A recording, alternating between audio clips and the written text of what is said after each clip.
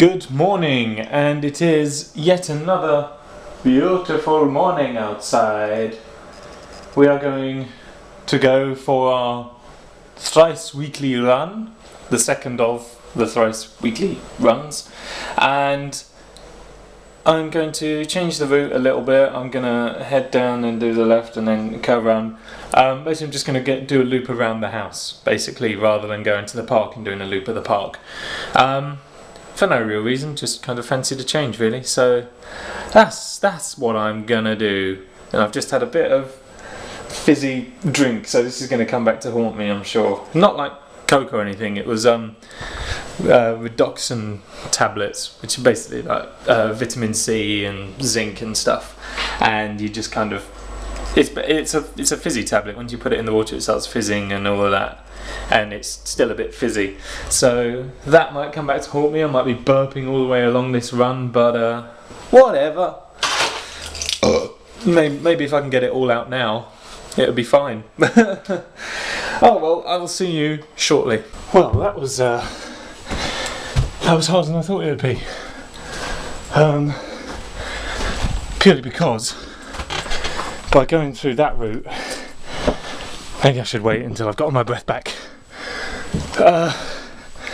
Going through that route, there's a lot more gradient changes.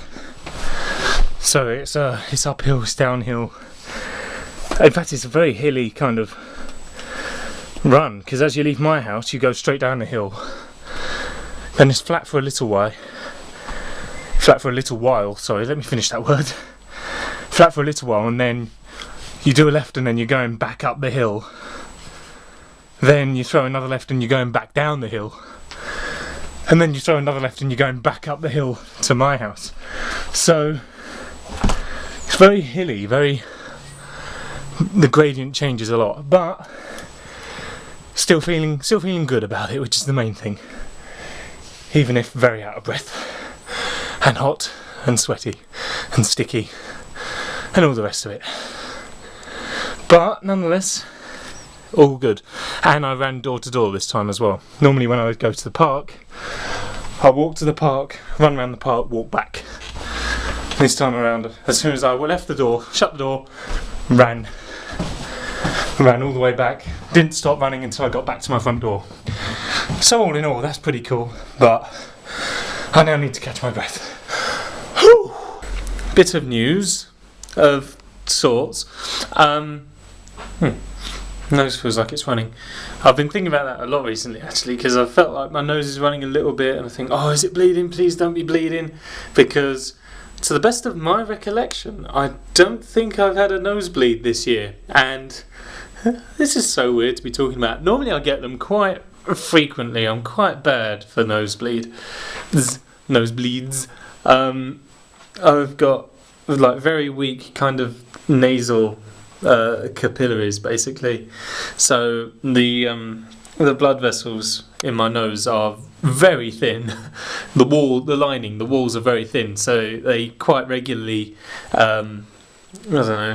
break, rupture, whatever the word you want to use is, and then I get a nosebleed, most often from my left nostril, funnily enough. The right one very rarely bleeds. It's normally straight out of the left one, and I don't think I've had one this year. Which means, that it's either sorting itself out, or I am long overdue one. So every time I feel my nose running, I'm going, oh god, no, don't bleed, especially not in a white shirt. You know, that is bad. And then especially not on camera as well, that would be even worse. But I think we're okay. Back to what I was going to say, I get so easily distracted. It's funny, isn't it? I don't quite know how, I just like going off on tangents a lot. Maybe it's because I like talking.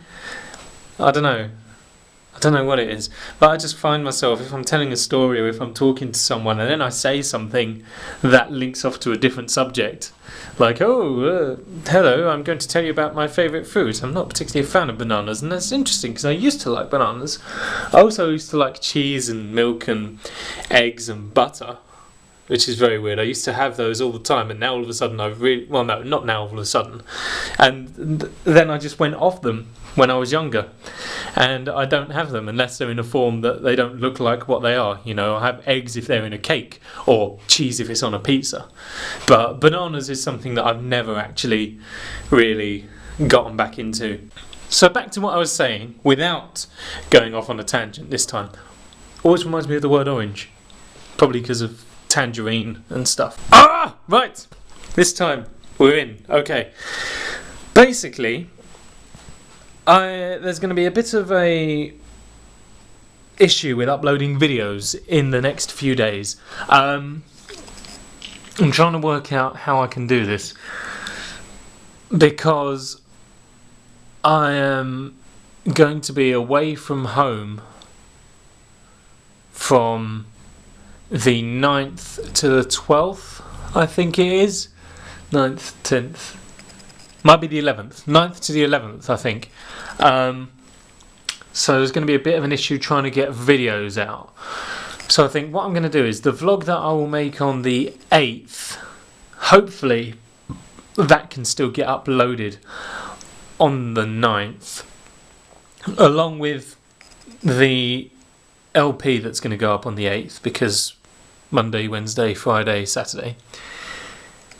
So the vlog from the 8th will hopefully go up on the 9th if I can edit it and upload it in time. However, the vlogs from the 9th, the 10th and 11th won't go up until the 12th, and they'll go up as a big thing. Because like I say, I'm away from home, so I'm not going to be able to upload or even edit, basically. So now you know. That's what's going to happen. Like I say, the LPs are still going to go up on the 8th and the 11th. Or, no, the 8th and the 10th. Yeah, on the 8th and the 10th. It's confusing. But yes, I'm sure it'll be fine. Basically, you know, if a video doesn't go up, don't worry, I'm fine, it's planned. Okay, that's what I'm just going to say from now on. If I have to do a warning about there not being a video that's going to go up, I'm just going to say, don't worry, there won't be a video. The video uploads will be a bit hazy. Don't worry, I know about it, it is planned. The only time you will ever need to worry when you don't see a video from me is if there hasn't been a video beforehand saying there will not be a video. Also, I tend to tweet out about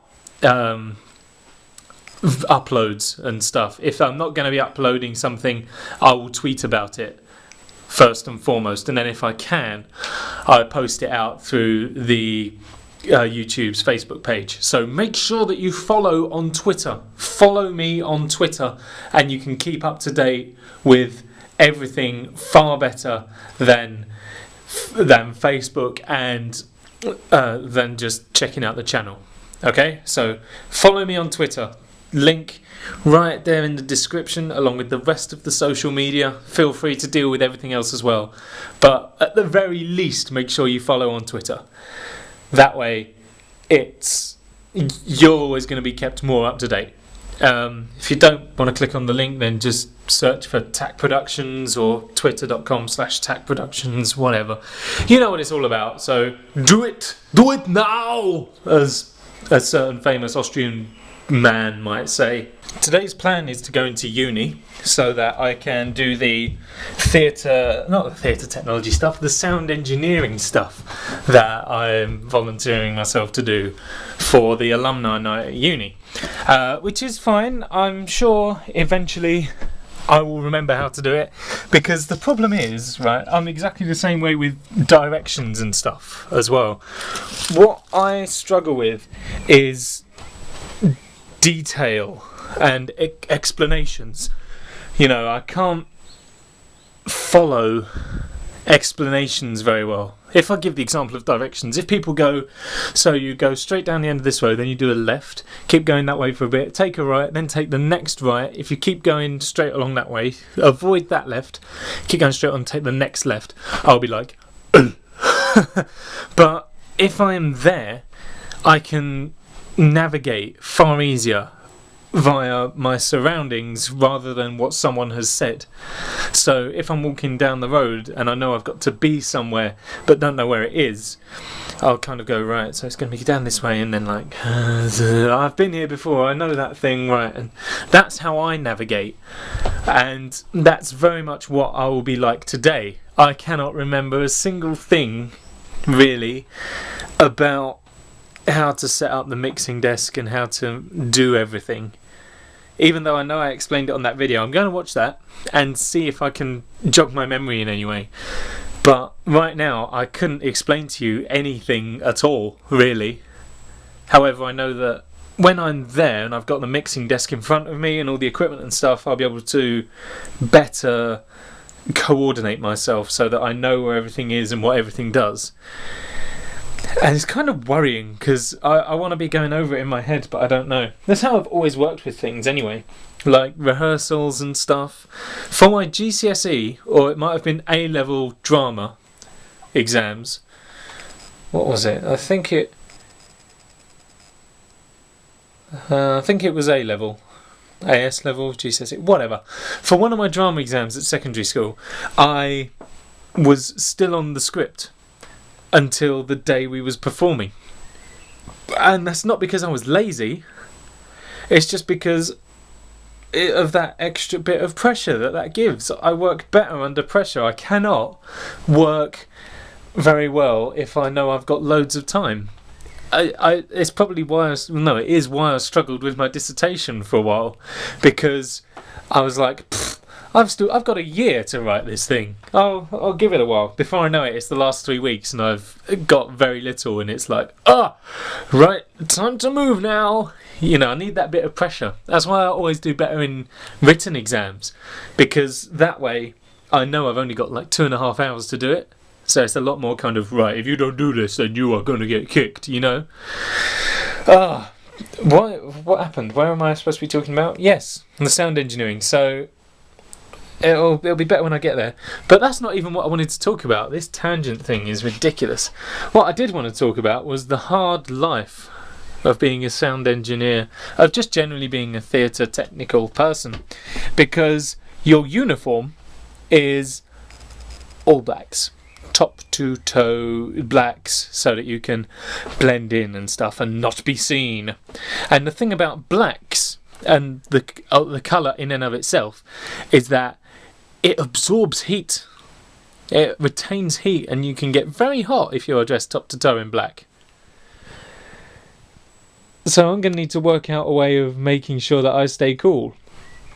Which is where Coca-Cola comes in, because I still have the trousers that I had for the Olympics, and this is useful because they have detachable bottoms, so they turn into a pair of shorts, which is very useful indeed. So at least that way I can keep marginally cool, and then I'll just find a plain black shirt. I'm sure I've got some lying around somewhere. Here I am, prepared to enter the sweatbox of my life.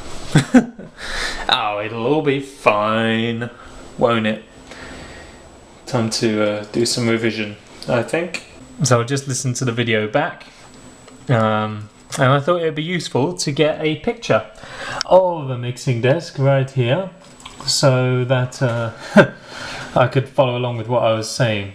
So, and also maybe just a brief education, assuming Toby's not going to tell me off for getting things wrong again.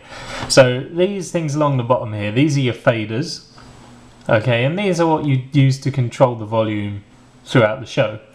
And you can change what each fader represents by choosing what's plugged in up there. If nothing's plugged in, then they won't work. And one of these is the master. I think it's these red ones here. These are your overall volume. So once you've set a level for those, you don't need to touch those again throughout the whole show, unless there's a lot of people, in which case you can probably turn it up a little bit. Then I think these dials along just above the faders here are the gain faders. This is what you mess about with before you deal with the faders. These determine the volume that is outputted before you do the faders and stuff. So you need to get this level right before fiddling with these, I believe. I don't know. I think these yellow ones here are your pans, so they all need to be in the middle, otherwise you'll have stuff coming out of the left and different stuff coming out of the right. The auxiliary dials, I believe, are these at the top, maybe. These will control the monitor speakers, which plug in to these things over here, I think. These are all for your microphones, so you'd plug those in and then you can use the corresponding faders down at the bottom there. And then obviously these are your lights. You want those to stay in the green and yellow areas, but not go into red. I think, I don't want to, blow my own trumpet or anything, but I think I don't look too bad today. I look quite nice. I have a bit of weird hair, but other than that, I think I've scrubbed up kind of well. I'm feeling a bit better because I spoke to Toby, who has done all of this sort of stuff before and studied it much more in depth than I have. So he's given me a few tips and pointers and things to do and stuff like that.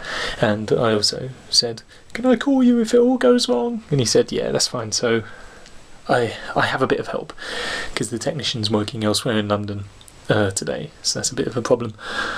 But he should be down at some point. But anyway, I'm going to carry on getting ready and then we're going to go. Does it look technical? Kind of is. I'll tell you more about it later, but it hasn't played ball very well, let's just put it that way. I am home and feeling very sleepy. Everyone else is asleep at the moment, so I won't tell you about how tonight went just now. I'll let you all know tomorrow because I don't want to wake everyone up. So I'll see you tomorrow. Good night.